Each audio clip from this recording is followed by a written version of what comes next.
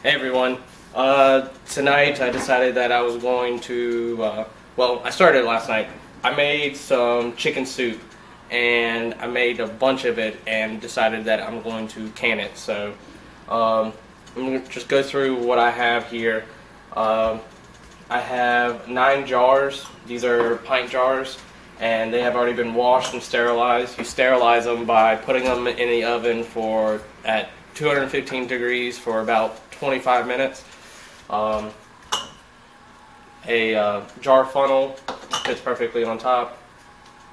The stock in here, what I did is I took split chicken breast and onion, salt, pepper,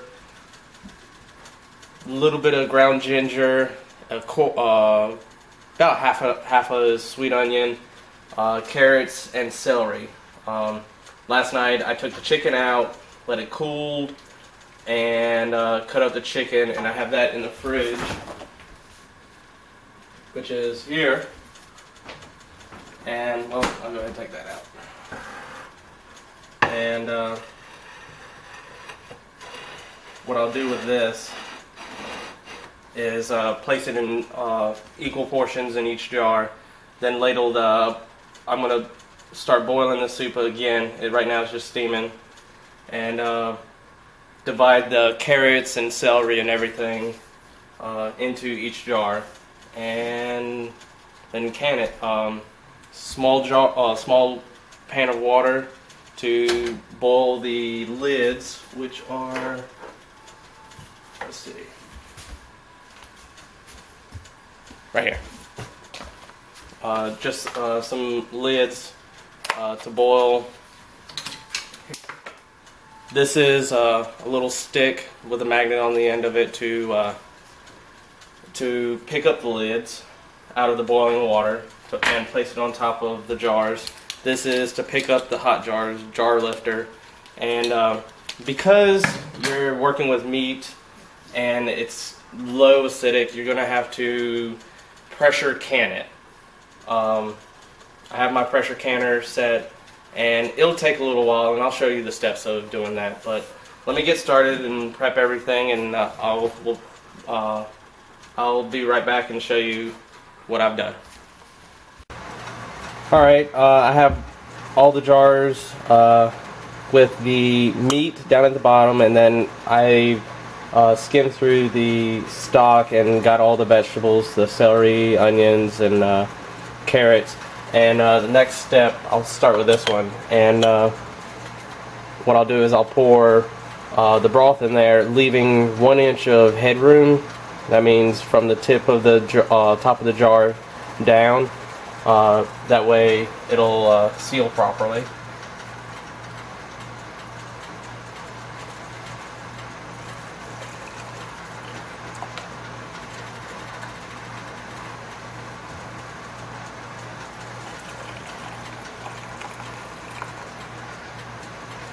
Just a touch more for that one, and then the rest of them.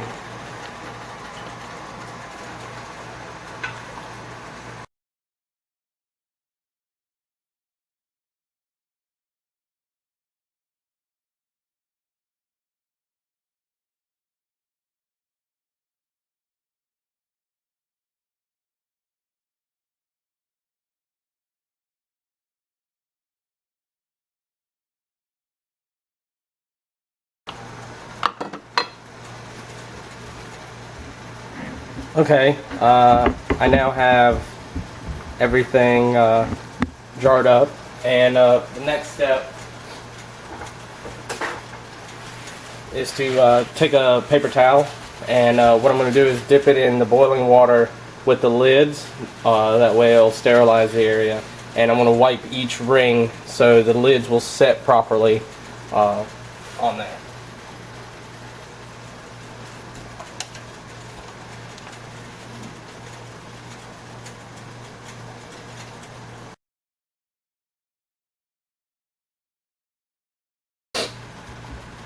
Alright, have the rims wiped down, and next step is to place the lids on them.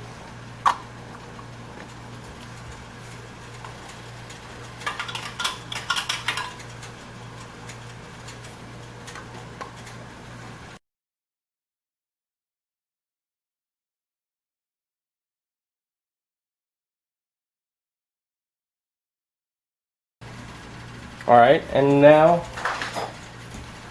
the rings, they go on top.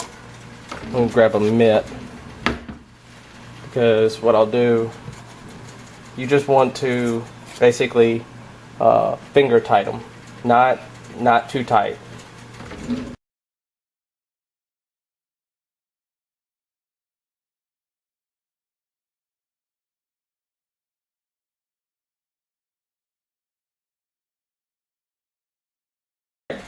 There's all the jars. They're all ready to go in pressure canner. But let me get that set up and we'll be right back. Alright, I have the jars sitting inside the pressure canner right now, and the water's up to level, and I also added vinegar inside of here because if you don't, when you pull the jars out, they get really cloudy, and the vinegar helps stop the cloudiness from adhering to the jars. And next step is putting the lid on. This has a V mark on it, and sits there, and there it goes. It's starting to create some pressure already. Oh no, I don't see it. There you go. It's spitting out some water right now, but what I'm going to wait for is a steady stream of air coming out of there, and then I put this weight on top of it, and when it starts to jiggle, slowly rock back and forth, that's when I start counting 90 minutes. And we'll be back when that steam is built up inside of the pressure canner. Okay, I got a good stream of air coming out of this little vent hole, and I'm going to place this weight on top of it. And there's already pressure. Do not remove that weight. If you do, it can cause the pressure in here to drastically change, and it could shatter all your jars. It can just mess things up mess things up. Also, on this canner, there's a little place right here that pops up, and that lets me know that there's pressure inside of this tank. And what we're going to wait for now is for this to start rocking. And what I want is a nice steady rock. And when I get that nice steady rock, that's when I start the timer for 90 minutes. Alright, now the weight has started to rock, but that's rocking too much. So what you're going to do is slowly turn down the heat on here, so till it gets to just a gentle rock. What you'll do is just put that in there, or lower the temperature, and then lower it some more till you reach the right rocking method, I guess.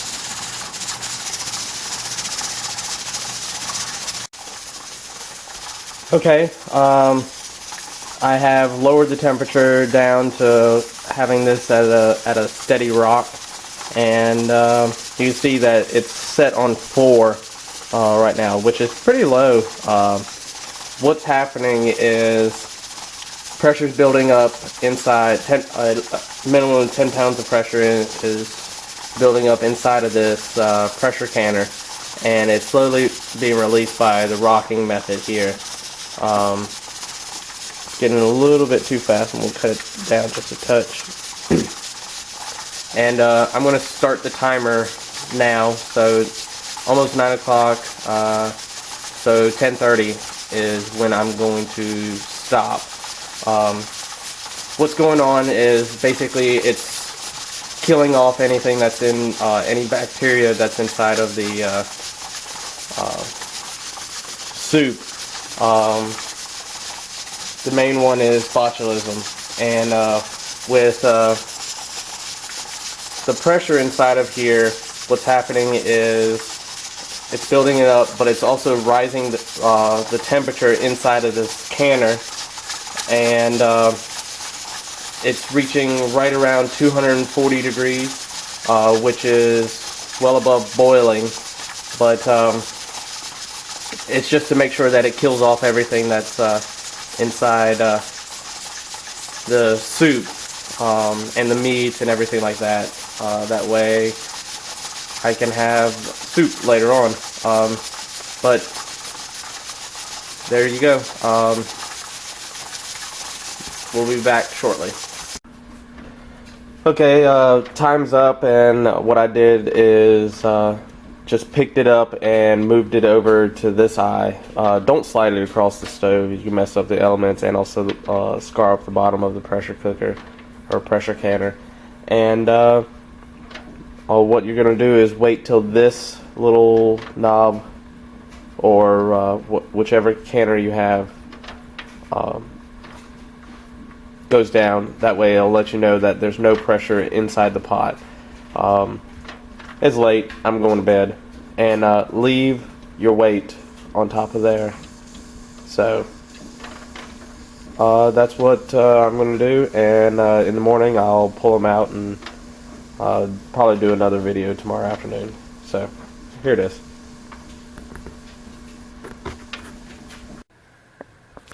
Alright guys, and gals, whoever's watching this, I let the soup in the jars cool overnight, and when I took them out, I took the rings off because I could use them on another canning job, and since it's sealed, it doesn't have to have the ring on them.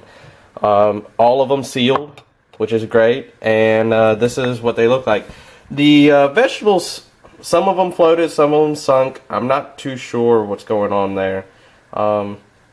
I think it's just trapped air inside of the vegetables, but chicken's down at the bottom, and then I have pint jars of chicken soup, basically. Put the date on them. They recommend you to eat the contents within 1 year. I've heard people wait longer. I'm gonna do what they recommend and consume it within 1 year. And what I like to do is a jar of this, a good chicken dumpling recipe is 1 jar of this plus 1 can of cream of chicken. Then use the rolled biscuits. Pull them in pieces, drop them into the soup while it's boiling, cover, and let the dumplings cook, and it is an awesome soup. There you go, chicken soup, canned.